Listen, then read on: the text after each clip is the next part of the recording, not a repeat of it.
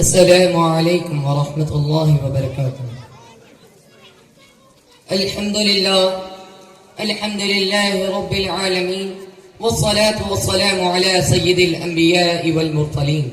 أما بعد، فأعوذ بالله من الشيطان الرجيم. بسم الله الرحمن الرحيم. قل هل يستوي الذين يعلمون والذين لا يعلمون. صدق الله العظيم. نہ بادشاہ ہوں دلوں کا، نہ خطیب ہوں لفظوں کا. نہ بادشاہ ہوں دلوں کا، نہ خطیب ہوں لفظوں کا. اللہ ساتھ دیتا ہے، میں باتیں دل سے کرتا ہوں.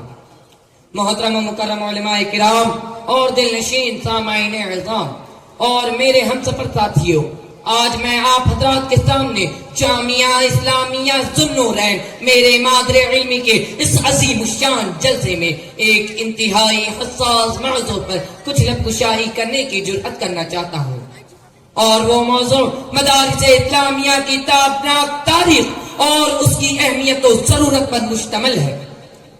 حضرات گرامی، مدارس اسلامیہ کی تاریخ صفحہ نبوی سے وابستہ ہے، اس زمانے سے لے کر آج تک، بلکہ میں اس سے بھی آگے بڑھ کر کہہ دوں کہ قیامت تک قائم ہونے والے مدارس اسلامیہ اسی سلسلۃ الذہب کی اہم کڑی ہے.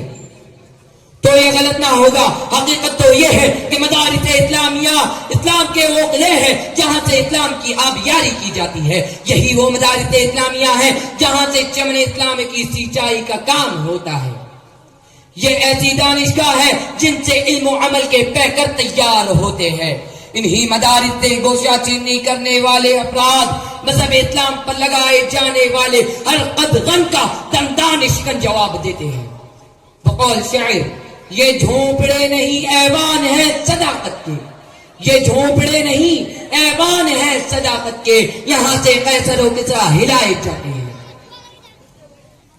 محترم حضرات، مدارس اسلامیہ کے افراد نے ہر دور میں عالم میں امن و امان اور سکون کے لیے ایسی عظیم قربانیاں پیش کی ہے کہ میں پورے عالم اور دنیا کی معمولی سی جھلکیاں بھی دکھلاؤں گا تو میرے لیے اس مختصر سے وقت میں بہت ہی دشوار ہوگا.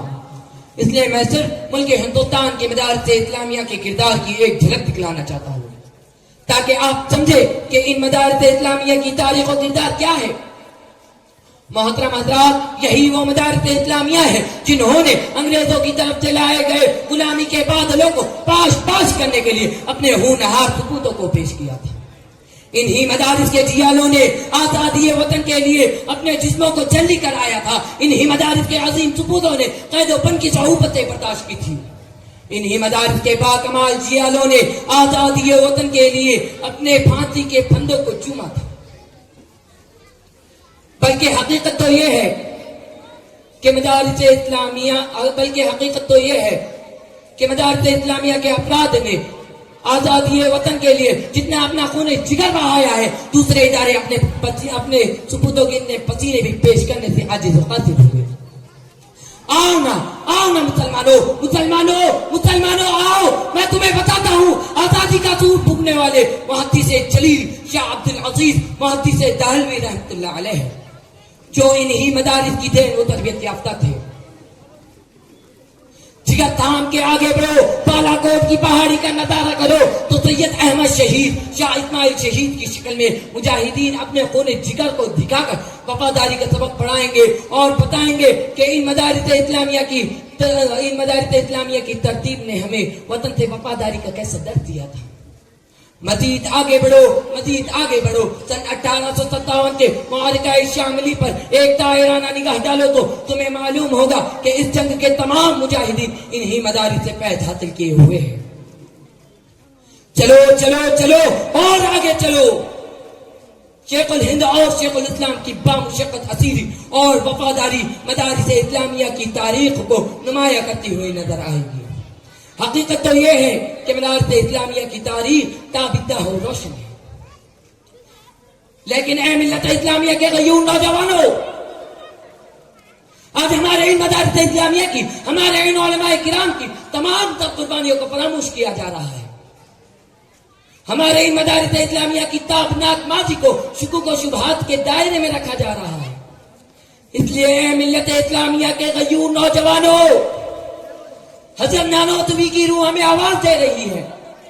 حضرت گنگوئی کا دل پکار رہا ہے، شیخ الہند اور شیخ الاسلام کا جگر صدا لگا رہا ہے کہ اے قاسم نانوتوی کے روحانی فرزندوں، جن مدارس کی فیض صحبت سے ہم نے ہندوستان میں انقلاب کا سورج روشن کیا تھا، آج انہیں درپگاہوں کی مخالفت کی جا رہی ہے۔ جن درپگاہوں کی فیض صحبت سے پاغ و بہاری آئی تھی، آج انہیں درپگاہوں کی مخالفت کی جا رہی ہے۔ آج انہیں درپگاہوں کو نشانہ بنایا جا رہا ہے اور ملکی دشمنی کا الزام لگایا جا رہا ہے۔ محترم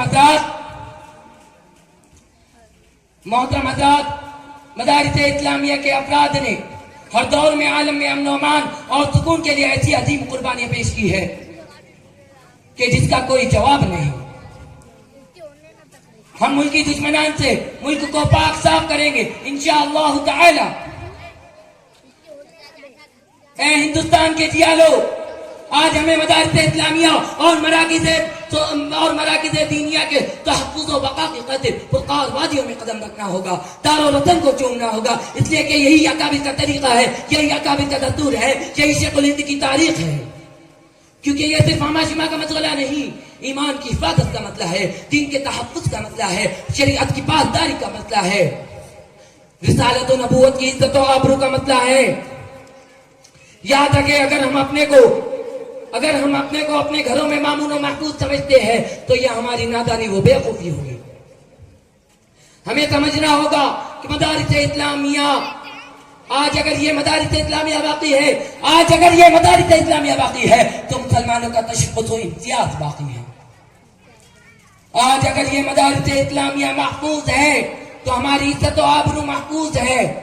آج اگر یہ مدارس اسلامیہ زندہ ہے تو ہمارے اسلام کا چراغ روشن ہے۔ کسی شاعر نے کیا خوب کہا ہے، مدارس ہی کے دم سے ہے یہاں کی آبرو باقی، مدارس ہی کی دم سے ہے یہاں کی آبرو باقی، انہی کے فیض سے ہے سرفراز و شادابی۔ محترم حضرات، توجہ کرنا کہ اگر آج یہ دینی مدارس نہ ہوتے تو ہمارا جنازہ پڑھانے والا کوئی نہ ہوتا۔ آج اگر یہ دینی مدارس نہ ہوتے تو ہمارا نکاح پڑھانے والا کوئی نہ ہوتا۔ آج اگر یہ دینی مدارس نہ ہوتے تو ہمیں دین اسلام کو سکھانے والا کوئی نہ ہوتا۔ آج اگر یہ دینی مدارس نہ ہوتے تو ہمارے بچوں کو دینی تعلیم دینے والا کوئی نہ ہوتا۔ محترم حضرات، آج اگر کوئی بھی جماعت دنیا کے کسی بھی کونے میں ہے تو یہ بھی مدارس اسلامیہ کا کردار ہے۔ اگر کوئی ماموں سے رسالت کے لیے لڑتا ہے تو یہ بھی دینی مدارس کا کردار ہے۔ میں انہی چند باتوں پر اس شعر کے ساتھ اپنی تقریر کو ختم کرتا ہوں۔ ہر دم برس رہا ہے انوار مدرسوں میں، ہر دم برس رہا ہے انوار مدرسوں میں، آ کر تو دیکھیے نہ ایک بار مدرسوں میں، آ کر تو دیکھیے نہ ایک بار مدرسوں میں۔ ہر دل محبتوں کا اظہار مدرسوں میں، ہر دل محبتوں کا اظہار مدرسوں میں، گفتار مدرسوں میں، کردار مدرسوں میں، گفتار مدرسوں میں، کردار مدرسوں میں۔